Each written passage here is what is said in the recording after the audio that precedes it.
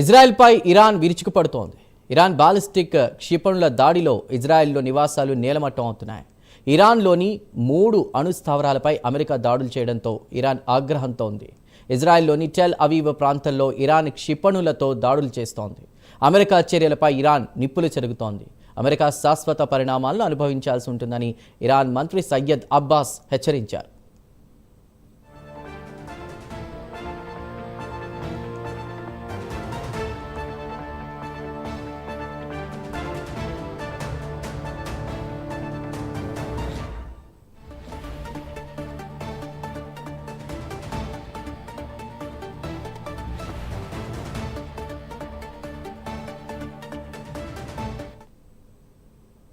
ఇజ్రాయెల్పై Iran విరుచుకుపడుతోంది. Iran ballistic క్షిపణుల దాడిలో ఇజ్రాయెల్లో నివాసాలు నేలమట్టం అవుతున్నాయి. ప్రస్తుతం అక్కడ పరిస్థితిని వివరించడానికి మా అసోసియేట్ ఎడిటర్ రాజు సిద్ధంగా ఉన్నారు లైవ్ ద్వారా. రాజు, చెప్పండి.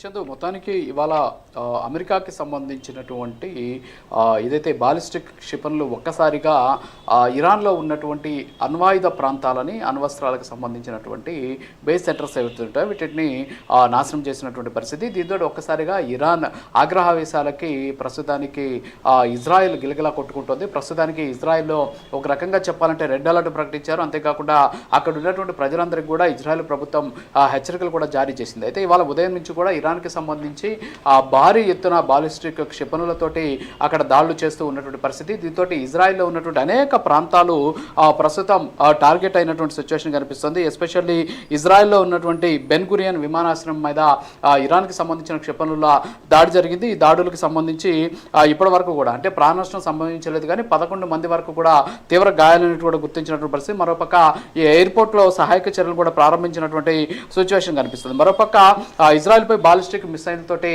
ఇరాన్ విరుచుకుపడినటువంటి నేపథ్యంలో ఇరాన్ దాడులతోటి ఇజ్రాయెల్ ఇందాక నేను చెప్పినట్టు ఎమర్జెన్సీని అక్కడ ఉన్నటువంటి ప్రభుత్వం ప్రకటించినటువంటి సిచ్యువేషన్ ఉంది. అలాగే ఇజ్రాయెల్లో ఉన్నటువంటి ప్రార్థనా మందిరం అయినటువంటి జెరూసలేంలో కూడా భారీ పేలుడు కూడా సంభవించినటువంటి పరిస్థితి. బాలిస్టిక్ క్షిపణులతోటి ఒక్కసారిగా పడడంతో మధ్య ఇజ్రాయెల్లో ఉన్నటువంటి నివాస ప్రాంతాల్లో ప్రస్తుతానికి ఇరాన్కి సంబంధించినటువంటి క్షిపణులు ధ్వంసం చేస్తూ ఉన్నటువంటి పరిస్థితి అయితే కనిపిస్తుంది. ఇప్పటి వరకు కూడా ఇరాన్ నుండి ఇజ్రాయెల్ వైపు దాదాపు 30కి పైగా బాలిస్టిక్ క్షిపణులతోటి వాళ్ళ ఉదయం నుంచి కూడా దాడులు చేసినట్టు తెలుస్తూ ఉన్నటువంటి పరిస్థితి. మరోపక్క మరి కాసేపట్లో హార్మోజ్ జలసంధి ఏదైతే ఉందో దీన్ని ఇరాన్ నావికాదళం మూసివేయాలని చెప్పేసి కూడా నిర్ణయం తీసుకున్నటువంటి పరిస్థితి. దీంతో పాటు ఇది కానీ ఒకవేళ తీసుకుంటే ప్రపంచ ముడిచమురు ధరల పెరుగుదలకు ఇది నిర్ణయం దారితీసేటటువంటి అవకాశాలు ఉన్నాయనేటువంటి ఆందోళన ప్రపంచ దేశాలను కూడా కుదిపేస్తూ ఉన్నటువంటి పరిస్థితి కనిపిస్తుంది. సో ఓవరాల్గా మనం చూస్తుంటే అమెరికా నావికాదళ నౌకలపైన క్షిపణి దాడులకి చేయాలి అని చెప్పేసి ఇరాన్కి సంబంధించిన సుప్రీం లీడర్ ఆయన ఇప్పటికే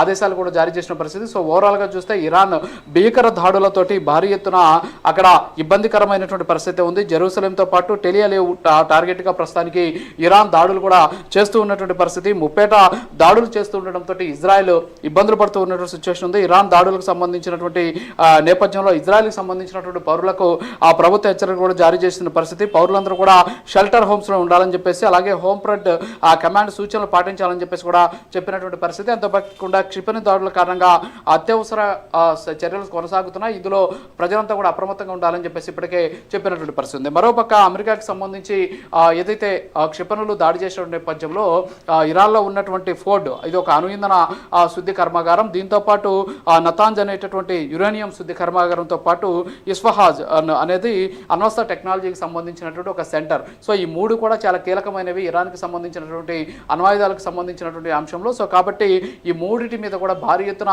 అమెరికాకి సంబంధించి దాడులు జరిగాయి. ఈ అమెరికా దాడుల్లో ఫోర్డ్ అణు ఇంధన శుద్ధి కర్మాగారం ఏదైతే ఉందో ఇది పూర్తిగా కూడా ధ్వంసమైనటువంటి పరిస్థితి. అక్కడి నుంచి అణు ఇంధనం లీకేజ్ అయ్తూ ఉన్నటువంటి నేపథ్యం, అంటే మొత్తం కూడా అక్కడ దాన్ని ధ్వంసం చేసినటువంటి నేపథ్యంలో చుట్టుపక్కల ఉన్నటువంటి ప్రాంతాల వాళ్ళంతా కూడా తీవ్ర ఆందోళన కూడా చెందుతూ ఉన్నటువంటి పరిస్థితి. అయితే అమెరికా చేసినటువంటి దాడుల్లో తాజాగా అనేక రకాలైనటువంటి కొత్త అంశాలన్నీ కూడా బయటకు వస్తున్నాయి. B-2 బాంబర్లతోటి అమెరికాకి సంబంధించినటువంటి ఏదైతే సైనికులు ఉంటారో వాళ్ళు దాడులు చేసినటువంటి పరిస్థితి అయితే ఉంది. సో ఒక రకంగా చెప్పాలంటే ఆ పశ్చిమాసియాలో ప్రస్తుతానికి ఒక ఆందోళనకరమైనటువంటి సిచ్యువేషన్ అయితే కంటిన్యూ అవుతూ ఉన్నటువంటి పరిస్థితి. మరోపక్క దాదాపు అంటే నేను జరిగినటువంటి ఏదైతే అమెరికాకి సంబంధించిన దాడులు ఏవైతున్నాయో ఈ దాడులు అనేక రకాలైన కొత్త అంశాలు, ఇందాక నేను చెప్పినట్టు దాదాపు 400 మైళ్ళ దూరం నుంచి కూడా దాదాపు వెళ్ళి టార్గెట్ని హిట్ చేసే విధంగా అమెరికాకి సంబంధించినటువంటి ఈ GBU-57 బంకర్ బస్టర్స్ అంటాం, ఇలాంటివి దాదాపు 13 బంకర్ బస్టర్స్ని వాడినట్టు తెలుస్తుంది. ఇందులో 6 బస్టర్స్ వెళ్ళి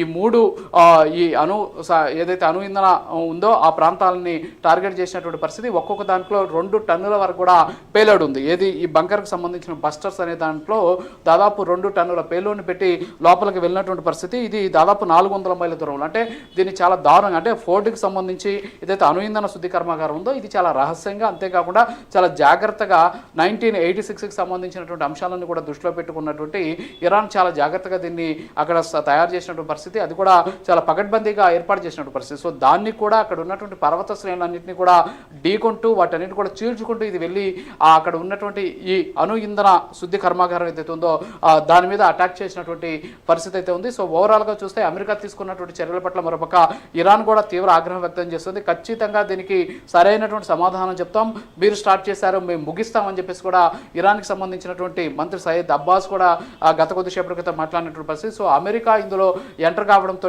ప్రస్తుతానికి ఇరాన్ ఏ విధంగా అమెరికాని ఎదుర్కోబోతుంది, అంతేకాకుండా ఇజ్రాయెల్కి సంబంధించినటువంటి దాడులు ప్రారంభించినటువంటి నేపథ్యం, అంతేకాకుండా దాడులకు తెగబడుతున్నటువంటి నేపథ్యంలో అమెరికా కూడా పాకిస్తాన్ భూభాగాన్ని వాడుకొని ఇరాన్ మీద అటాక్ చేయాలనేటటువంటి యోచనలో కూడా ఉన్నట్టు తెలుస్తుంది. అందుకే అమెరికా అధ్యక్షుడు Donald Trump I love Pakistan అని చెప్పేసి ఆయన నిన్న మాట్లాడడం, ఇవన్నీ కూడా కేవలం పాకిస్తాన్కి సంబంధించినటువంటి ప్రాంతాన్ని అంటే భూభాగాన్ని వాడుకొని అక్కడి నుంచి సమీపంలో అంటే సరిహద్దు కలిగినటువంటి ఇరాన్ మీద అటాక్ చేయాలనేటువంటి ఉద్దేశంతోనే ట్రంప్ ఇలాంటి చర్యలకు పాల్పడుతున్నాడు అనేటువంటి ఆందోళన కూడా వ్యక్తమవుతూ ఉన్నటువంటి పరిస్థితి. సో ఓవరాల్గా మనం చూసుకుంటే ప్రస్తుతం ఇరాన్ ఇజ్రాయెల్ మధ్య తీవ్ర స్థాయిలో యుద్ధం జరుగుతోంది. ఈ యుద్ధంలోకి ఆల్మోస్ట్ అమెరికా ఎంటర్ అయిపోయినటువంటి పరిస్థితి అయితే కనిపిస్తోంది. చందు.